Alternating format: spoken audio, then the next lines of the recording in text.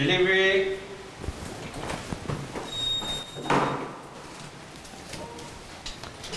A familiar sound during the pandemic, lockdowns and restrictions forced many people to change their lifestyles, resorting to online purchases even for necessities. While it's become part and parcel of our lives, delivery services came under the spotlight in South Korea for a darker reason. Here's another look at how Lim Yong-suk reported it. It's 5:30 in the morning. Most of the country is still asleep, but this logistics site in Pucheon City near Seoul is already full of life. Here, the grueling work has begun. Delivery drivers start the day sorting out parcels that come in different sizes and shapes. They need to pick out packages with addresses in their districts. The sun comes up and the work continues. Kwon Do-son has been doing this for about 10 years now. After about 3 hours packing the parcels, finally he's off to start making deliveries. Delivery workers like him get paid by the number of packages they deliver. The hours he spent on sorting parcels are what he calls free labor.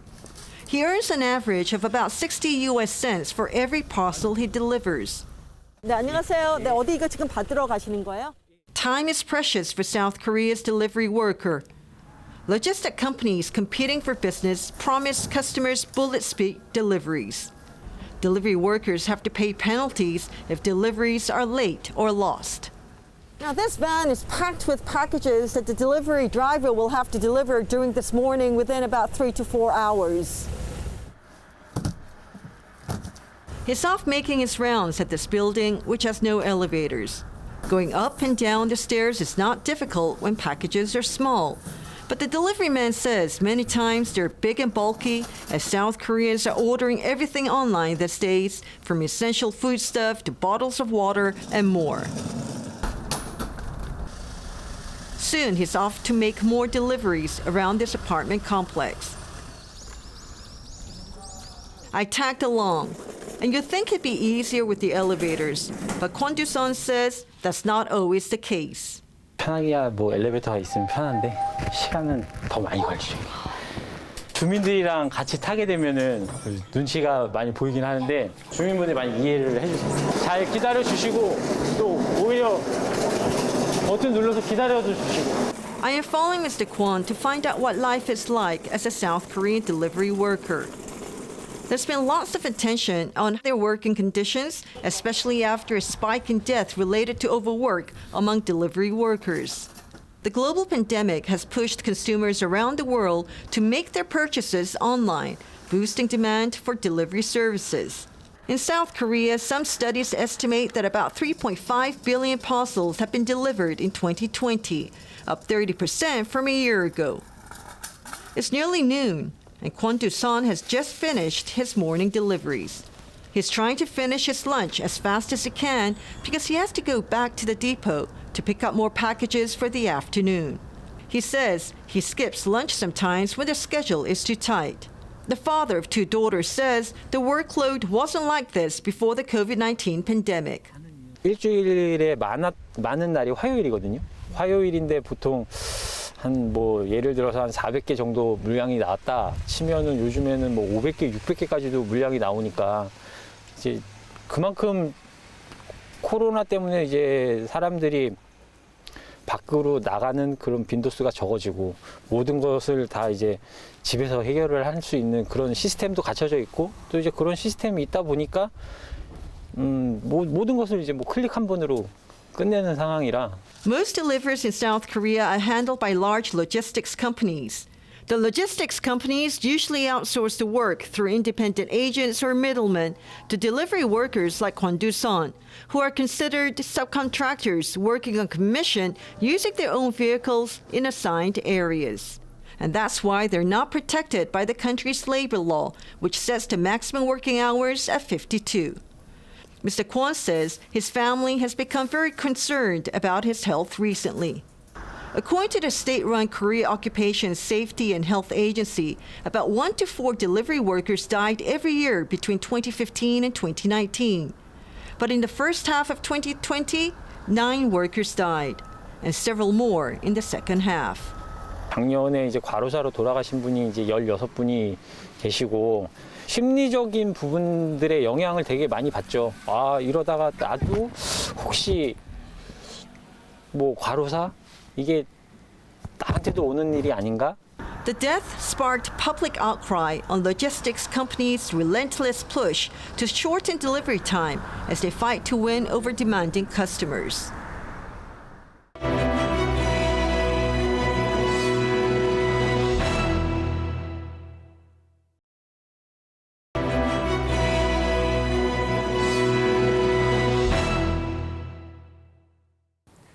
The Tokyo Olympic Games were one of the major sporting events that were held against the backdrop of the pandemic.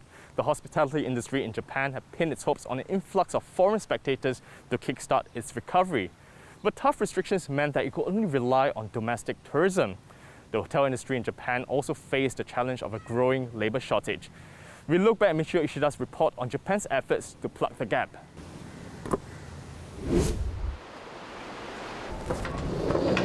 こんにちは。どうも。お疲れ様でございました。お邪魔します。いらっしゃいませ。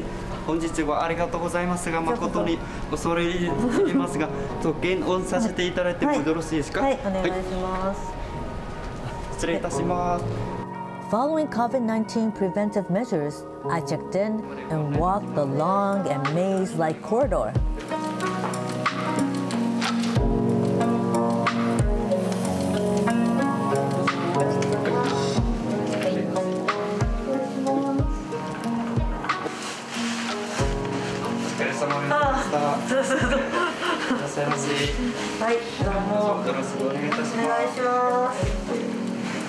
すみません、こちらはお電話になりますが、何かお分かりにならないときはフロント9番にお電話くださいませ。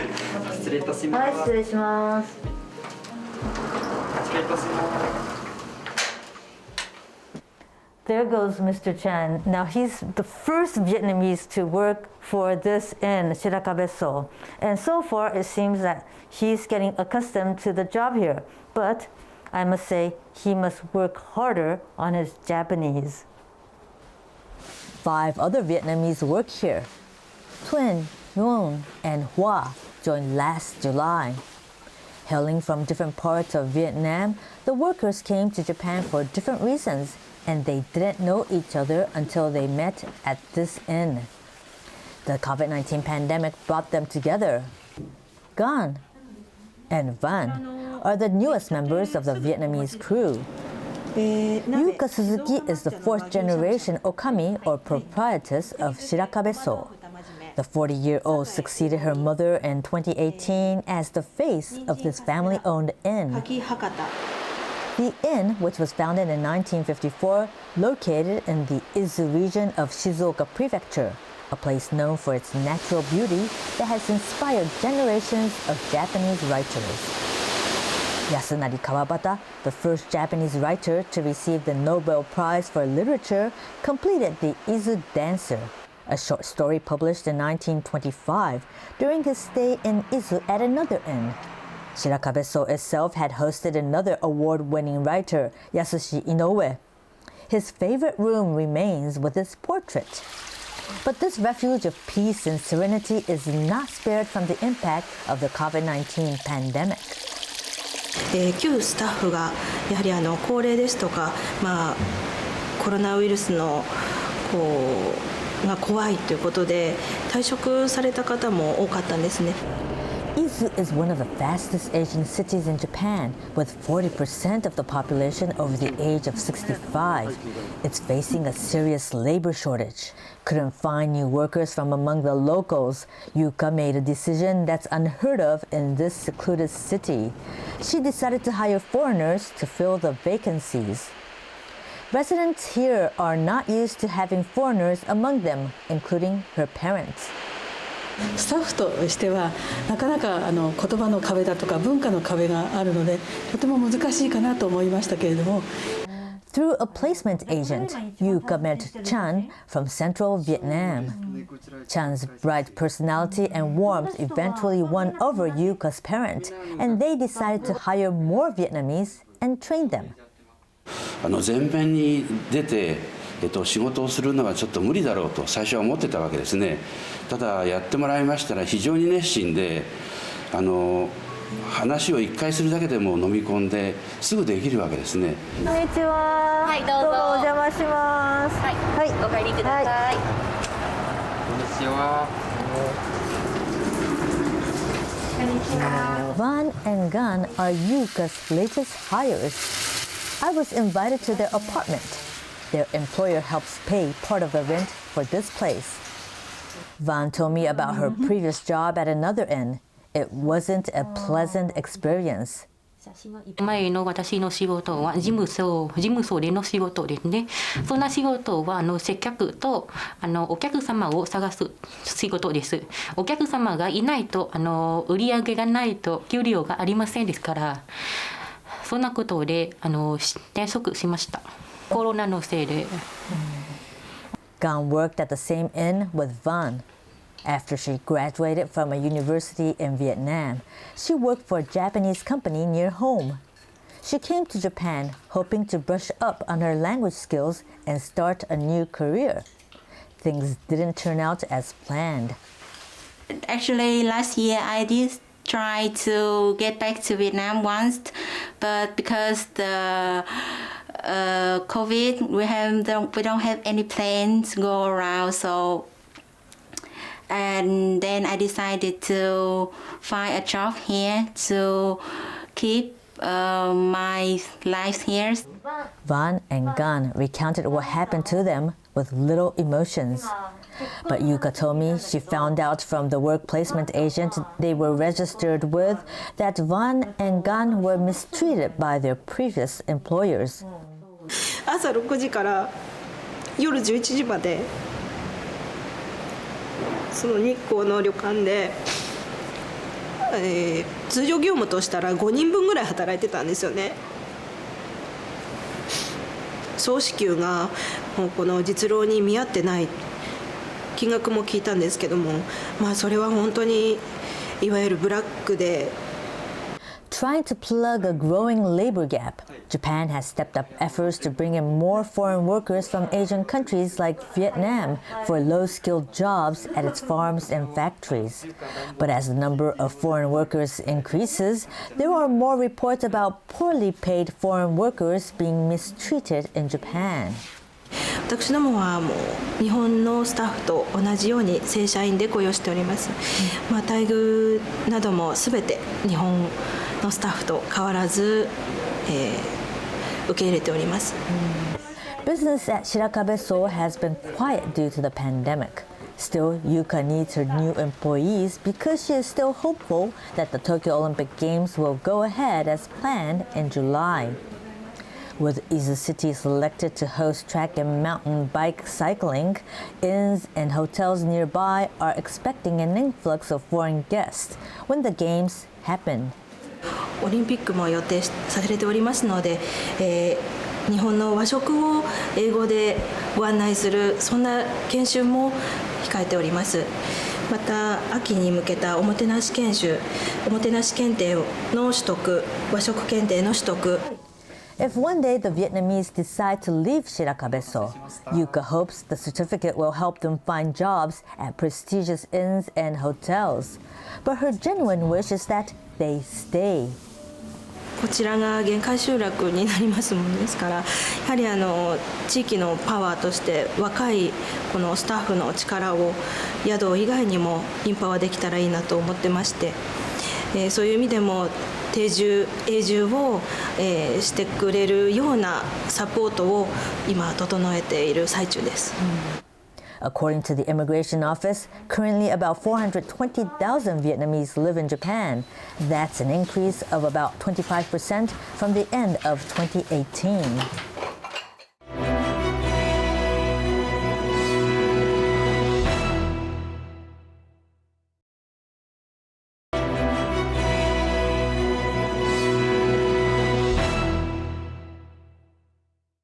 There were hopes for waves of change at the UN Climate Conference of COP26 late last year. It was built as the final chance to save the Earth, but it ended in compromise, led down by conflicting interests across nations. the challenge continues to protect the environment as well as precious resources like water. But for a country like the Philippines, being surrounded by water doesn't guarantee access to it, as Buena Berno found out during our special COP26 series in 2021. Ashley Adele is only 23, but already has 3 children with another one on the way. The first thing that she sees when she leaves the group of shanties she calls home is the vast expanse of water in Manila Bay. The sight of water is almost a taunt at her when her family has no direct access to water both for drinking and bathing at home. Mahirap po talaga, ma'am, lalo na pag walang tulog, ganun. Tapos malayo pa po yung inigiba namin, doon pa po sa bakery. Asawa ko po nagbubuhat. Ashley takes me to their home to show how difficult their conditions are. The alleys on the way are too narrow. When we get inside, I realize that they don't have a toilet or a bathroom. She tells me they urinate on the floor adjacent to where they sleep. Other toilet waste goes into a plastic bag that only gets collected when the garbage truck comes along every day. Gusto ko naman pong pakabit ng tubig, kaso wala pong pera, pang down. Sila po kasi mekaniko yung trabaho ng asawa niya eh. Kaya po may tubig sila mo. Yung trabaho lang po kasi ng asawa ko, sidecar. Ashley supplements the family income by peeling garlics for a middleman who sells these to restaurants. About an hour from here is eastern Metro Manila, which also suffered a water crisis back in 2019. For days, piped water supply was cut for up to 20 hours a day, affecting even middle to higher income households. Because of rapid urbanization, demand finally outpaced supply. That demand was driven to a larger extent by commercial and industrial rather than household use. Affected gravely are agricultural areas in need of irrigation, critical to the country's food security. The irony is that an archipelago like the Philippines is surrounded by water, and one challenge is how to harvest and store water for use. I traveled to the site of the proposed Kaliwa Dam, touted by the government as a solution to Metro Manila's water supply woes. We're here at the Agos River, where 2 major rivers near the Philippines' eastern coast intersect. One of them is the Kaliwa River, which flows from the Kaliwa watershed. When watersheds are denuded, rivers downstream, like this one, tend to overflow during intense rains, affecting riverside communities like the one behind me. The Kaliwa watershed is a protected area by law, able to catch rainwater to prevent floods and the overflow of water systems downstream. That's why many are opposed to the dam which would be built on the watershed. I visit one of the tribal communities living close to the watershed. As the crow flies, it is just 30 kilometers from Manila, but it will take me longer to reach by road. We left Manila at dawn, and yet we still haven't reached the tribal community of the Dumagat Remontados here in General Nakar Town in Quezon Province. Now, to get there, you need to cross this tributary, which is one of many tributaries from the Kaliwa River, which benefits from the Kaliwa watershed. After 5 hours on the highway from Manila, another hour uphill, multiple bodies of water crossed, and a 20-minute climb, I finally reach the hut of tribal leader Conchita Calzado. We are now in the mountains right on the east coast of northern Philippines, which shield the main island of Luzon from strong typhoons. The community is among Luzon's first line of defense against storm surges, witnessing the huge rise in sea water levels that happen during these typhoons. Kung ngayon nga ay yung dito sa amin nasa baybay dagat, yung hindi narating ng ilang dekada, ng alon, ngayon ay lampas na ng dekada. At ang mga ilog, ang mga iniinuman naming mga tubig ay natutuyo na kapag panahon ng tag-araw. Ano pa kaya kung sisirain pa yung ilang ektaryang lupa na makakadagdag? Ang gubat ay siya naming parang buhay na rin at dyan umiiral yung aming kultura. Dyan ang aming paaralan, dyan ang aming kabuhayan. At yan ay at sisirain ito ng project. Business and civil society are also pushing for greater transparency over proposed water sources. Right next to Kaliwa Dam, there are several other options that can be used that may or may not have the same adverse impacts as we've seen with the Kaliwa Dam. The Philippines is spread over 7,000 islands, making cost, distance, and long-term quality of pipes major obstacles to potable water access in the country. A sustainable solution should adapt to the country's maritime geography. A local firm is partnering with governments to deploy solar-powered desalination stations to communities in need. You can actually take all of the components that you need for your systems and transport them by small boat or by bangka down to the island and literally hand assemble them in a matter of hours to start running. Water treatment solutions like this could benefit Conchita's Dumagat Remontados community, which is off both the water treatment and power distribution grid because of its secluded location. They rely instead on a small reservoir they built from which water, both for drinking and sanitation, can flow from further upland. My trip and interactions with communities on the ground forced me to reflect on how difficult it can be for people in the margins of society to access for daily use our planet's most abundant resource. While it flows freely in the wild, water for human consumption is still out of reach for many.